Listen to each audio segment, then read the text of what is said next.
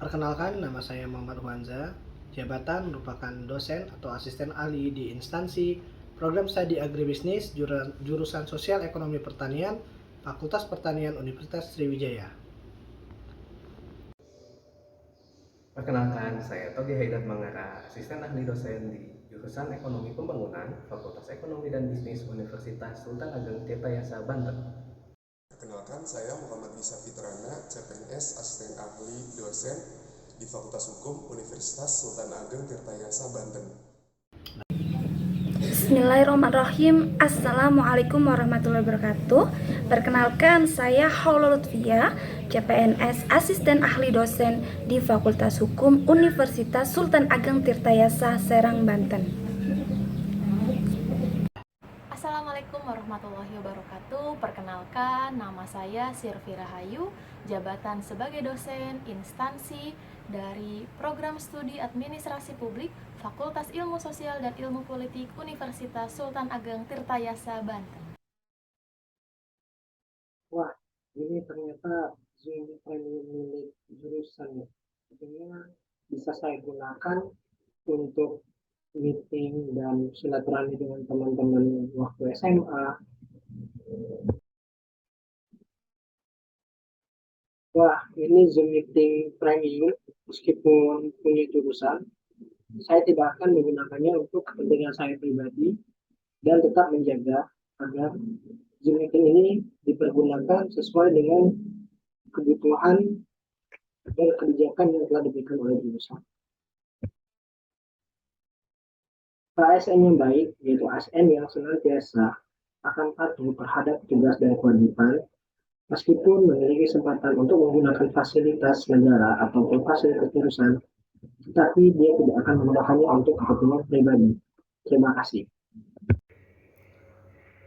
Wah, beritanya pasti heboh nih. Saya bagiin ke yang lain. Wah, beritanya heboh nih. Saya share nggak? Tapi kayaknya beritanya belum bisa kebuktiin deh. Nggak usah saya share deh, nanti saya menyebarkan hoax. Wah, Pak Gisa, Ya, ini Pak, saya mau memberikan tanda terima kasih saya Pak, karena kemarin saya sudah lulus sidang. wah, tebal sekali. Terima kasih. Wah, mohon maaf, Pak, saya tidak bisa menerimanya karena menguji skripsi sudah menjadi tanggung jawab saya terkait dengan tugas dan fungsi saya sebagai seorang dosen. Terima kasih, mohon maaf saya tidak bisa menerimanya. Adapun pemaparan manajemen ASN adalah pengelolaan ASN untuk menghasilkan pegawai ASN yang profesional, memiliki nilai dasar, etika profesi, bebas dari intervensi politik, dan bersih dari praktik KKN. Kedudukan ASN berdasarkan Undang-Undang Nomor 5 Tahun 2014 ada dua, yaitu PNS dan PPPK. PNS adalah warga negara Indonesia yang memenuhi syarat tertentu, diangkat sebagai pegawai ASN secara tetap oleh pejabat pembina kepegawaian untuk menduduki jabatan pemerintahan dan memiliki nomor induk pegawai secara nasional. Sedangkan PPPK adalah warga negara Indonesia yang memenuhi syarat tertentu yang diangkat berdasarkan perjanjian kerja untuk jangka waktu tertentu. Adapun fungsi dan tugas ASN, yang pertama, pelaksana kebijakan publik, sebagai pelayan publik, dan sebagai perekat dan pemersatu bangsa. Selanjutnya, kode etik dan kode PLASN, tujuannya untuk menjaga martabat dan kehormatan ASN. Selanjutnya, sistem merit.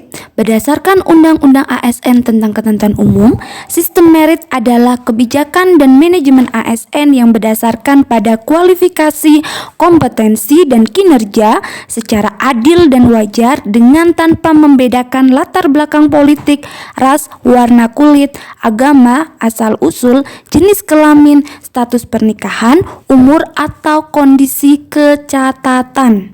Manfaat sistem merit bagi organisasi yang pertama, mendukung keberadaan penerapan prinsip akuntabilitas, mengarahkan SDM untuk dapat mempertanggungjawabkan tugas dan fungsinya, dan yang terakhir, pemerintah mendapatkan pegawai yang tetap dan berintegritas.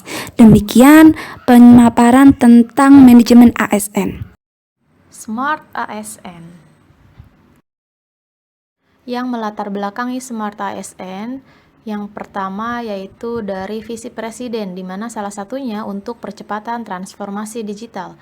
Yang kedua yaitu untuk mencapai visi Presiden tersebut, maka dibuat arahan, salah satunya yaitu persiapan kebutuhan SDM talenta digital, di mana nantinya akan muncul yaitu literasi digital, di mana seorang pengguna yang memiliki kecakapan literasi digital yang baik tidak hanya mampu mengoperasikan alat, melainkan juga mampu bermedia digital dengan penuh tanggung jawab. Di dalam literasi digital ada 4 kerangka. Yang pertama ada digital skill, di mana seorang ASN diharapkan mampu mengetahui, memahami, dan menggunakan media digital dalam kehidupan sehari-hari. Yang kedua yaitu ada digital kultur, di mana ASN ini diharapkan memiliki kemampuan membaca, menguraikan, dan membangun wawasan melalui media digital. Kemudian yang ketiga yaitu ada digital etik, di mana seorang ASN ini diharapkan memiliki kemampuan menyadari, mencontohkan, menyesuaikan diri, dan mengembangkan tata kelola etika digital dalam kehidupan sehari-hari. Terakhir, yang keempat ada digital safety, yaitu seorang ASN diharapkan memiliki kemampuan mengenali, mempolakan, menganalisis, dan meningkatkan kesadaran perlindungan data pribadi dan keamanan digital dalam kehidupan sehari-hari. Untuk mencapai Smart ASN dibutuhkan juga etika bermedia digital, di mana memang media digital digunakan oleh siapa saja yang berbeda dari latar pendidikan dan tingkat kompetensinya. Oleh karena itu memang dibutuhkan sebuah panduan etis dan self-controlling dalam menghadapi jarak perbedaan tersebut dalam menggunakan media digital yang disebut dengan etika digital.